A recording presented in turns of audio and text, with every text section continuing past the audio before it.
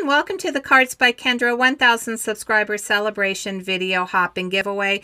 We're so excited that you've joined us today. In order to participate in the hop, you just need to use the hashtag Cards by Kendra 1K in your YouTube search engine. That will give you all of the participants. Or I will have the next participant linked at the top of my description box, and I'll also have the entire hop linked in my description box as well. So if you get lost, you can come back and look that way, or you can use the hashtag. Each of the participants in the hop are giving away prizes on their channel. In order to enter, all you need to do is leave a comment. Let us know what you like about our project, what country you are from. That's very important for prize purposes because not all prizes are available internationally. And head over to Kendra's channel and subscribe. So here is a look at the project that I'm creating today. It has been inspired by the emboss resist technique that Kendra has shared over on her channel. Here's a look at the products I'm using, or some of them. From Penny Black, I have the Viewpoint die. From Tailored Expressions, I have a 6x6 red rubber stamp that's called Twinkle Twinkle. From the Greetery, I have the Rustic Wreath and the Rustic Twigs. I've kept both of them intact, so you see that that wreath is actually two pieces. If I were to cut it apart, I've kept mine together. I did the same thing with the twigs. I'll be using Distress ink, not Distress Oxide. I'm using Distress ink for the vibrancy. I have Seedless Preserve, Shaded Lilac, and Picked Raspberry. I'll also be using some glitter. So this is called Baby's Breath, and it's produced by Art Glitter. I have a piece of accent opaque paper in my stamping tool, and it is cut to 4 1/4 by 5 1/2 inches. This is the embossing portion of the Emboss Resist. So I've added some Versamark ink to my stamp. I have stamped it onto my paper. You do notice that I did use my anti-static tool. That was particularly important for this project because I am using some Brutus Monroe Sterling Sparkle embossing powder, which happens to have glitter in it, and glitter clings to everything if you've ever used glitter. And so using that anti-static tool really helped keep the embossing powder in place. Once I got that embossing powder on there, I did use my heat tool to heat it up and melt it. Now we're moving on to the resist. So I am adding that Distress ink and Picked Raspberry onto this card panel very generously. And I am going to blend the Seedless Preserves with that Picked Raspberry using my blending brushes. So these blending brushes are some brushes that I have purchased over on Amazon. I also have some bigger brushes that I use, but for this project I just ended up using my smaller blending brushes. It was important for me to clean up in between each of the colors because that ink is on the glass mat. When I use this lighter color, some of that Seedless Preserves on that glass mat could have gotten onto that brush, and I didn't want to contaminate this area. I'm going to be very generous with the Shaded Lilac. And once I get this on, I am going to work a little bit more at smoothing this. So Distress Oxides tend to blend a little bit easier than Distress Inks. You have to work just a little bit harder, but you do get a much more vibrant feel to your card, and that's what I was looking for. As you noticed, I did use my microfiber cloth when I was ink blending to make sure I didn't get fingerprints. Right there, I was using it to buff off the embossed areas to make sure that that sparkle shone through. I also cut out that panel using that Penny Black Viewpoint die, and here I've cut it out 3 more times using some accent opaque, and I am going to just glue the window panes together. So the only portion of the window that I'm going to be using from that blended panel is going to be the centers of the windows. These are the portions that are going to create the 3D effect for that window. I'm adding a little bit of, I think, I can't see it very well, so I'm going to tell you it's a C3. It might be a C2, but I think it's a C3. That's going to be where the shadow is going to be in my window. And then I use a lighter color. It may be a C1 for the bottom portion of the pane. So the light is going to shine down into my window. So the bottom portion of the inside of the window is going to be lighter than the shadowed portion that's going to be on the left. You will notice that I did use a Cricut mat, and that held all of my pieces nicely so that it was easy for me to color. These are the 2 twigs that are available in the rustic wreath twigs. I have cut them out 4 times, so there are 4 of each piece, and I've added some art glitter glue, and this is where I'm adding that baby's breath glitter. So I started by lightly sprinkling it on, and here you're going to see that I'm going to get more heavy-handed. In order to save time, I didn't show you all 4 of the pieces. So all of them now have been dried, and they all have been glittered. Right here, this is a template that comes in the rustic wreath set. So I cut out my wreath, and now I'm going to use those dots. So you see where those are each numbered, and the end of my twigs, there's a 1 and a 2, and so it tells me exactly where those twigs need to be.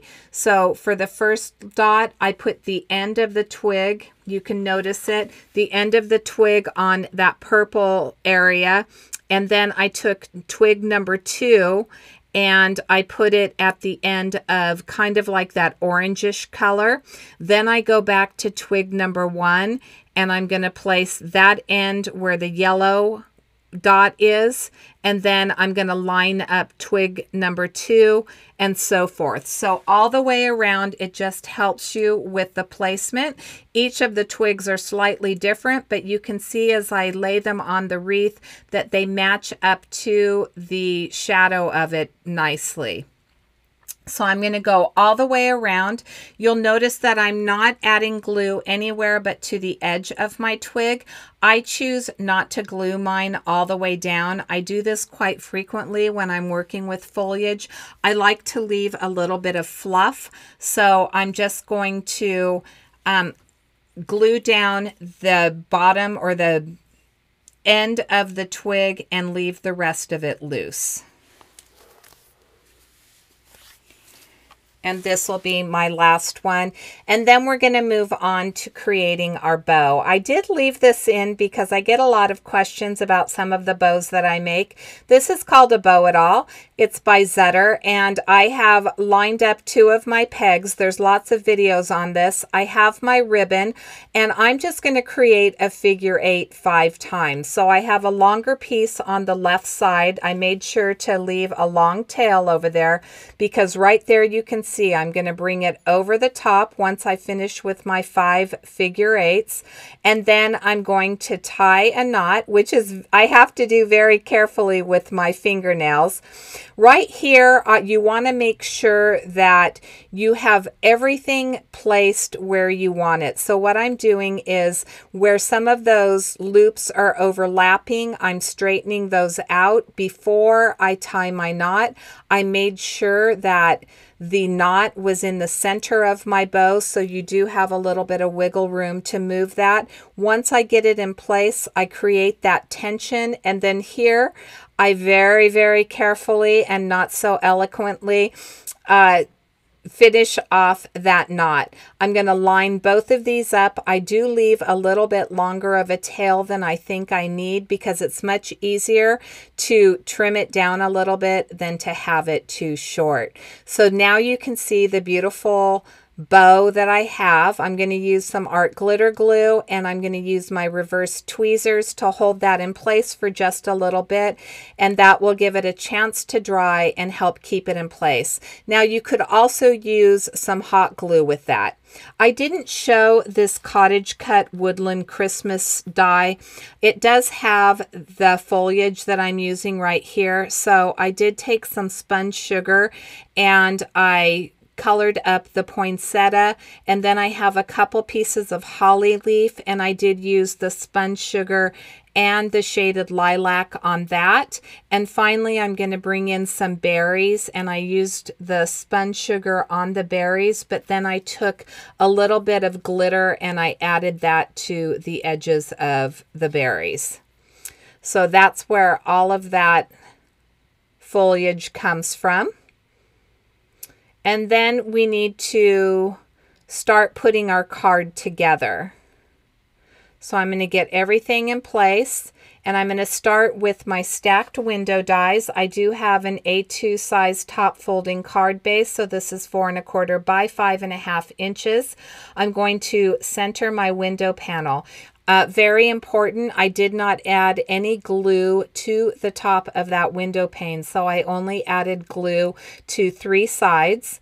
And then I'm adding, this is the darker of the panes, as I mentioned when I was coloring. There's one side that's going to be a little bit more shadowed, so this is the one that I colored, the longer one, with the C3 marker. And then I'll take the shorter one that I colored with the C1 marker, and I'm going to add it more towards the bottom. Now, in case I didn't mention, and I may have, but so forgive me if I'm repeating myself, but on my channel, I am giving away a $15 gift card to the Not Too Shabby shop. So if you do leave a comment on my channel and are subscribed to Kendra's and have liked the videos, you will be in the drawing for the Not Too Shabby shop $15 gift card. Make sure that you follow along to all of the participants. As I've said, we are all inspired by projects that Kendra has created. We're so excited to be celebrating her today. She is just a superstar. I have actually been in contact and kind of known, as you can know someone on YouTube, Kendra, from almost the beginning of her start, and I told her from the beginning that she was just going to be a superstar. The fact that she's a teacher, she's just a natural at this. So if you haven't subscribed to her channel, you're missing out. Make sure that you head over and subscribe. These are those pieces that I cut out from the Emboss Resist panel. I'm centering those, and they fit nicely, which is one of the beautiful things about this die set, is all of the pieces came together super easy. I've added some double-sided tape, and I cut a second piece of ribbon. This is what's going to quote-unquote hang my wreath on my window. I did, as I said, leave that top portion without any glue because this is what I needed to do. I needed to tuck my ribbon inside there. Now, I noticed that my ribbon was just a little bit too long. I didn't like the placement of my wreath, so I just cut a little bit more off of the top. Now I'm going to add some glue all the way around that wreath and to the bottom of that ribbon. I'm making sure that the wreath and the bow and the ribbon at the top are both lined up with the center pane or the center piece of wood on that window. Now, I did leave in, I stamped on directly to my card. I wasn't sure whether I was going to like it, and I ended up not liking it. I have a sentiment from my stash that says sending joy and peace. It's actually from a greetery set, and I'm using some Pink Fresh Studio gray ink in Metropolis. I just didn't like it. I knew I didn't want to use black ink, but I just didn't like it. So I took a banner from my stash and I re-stamped it using that sponge sugar onto that banner, and then that will finish off my card for today. I think that it just has a little bit more of a polished look. It blends in a lot better than that gray. I want to thank you so much for joining me today. Don't forget to stop at the next person in the hop and make sure that you show Kendra lots of love. Kendra, thank you so much for inviting me to join you today. And until next time, I hope you have a fabulous day. Thanks so much for joining me.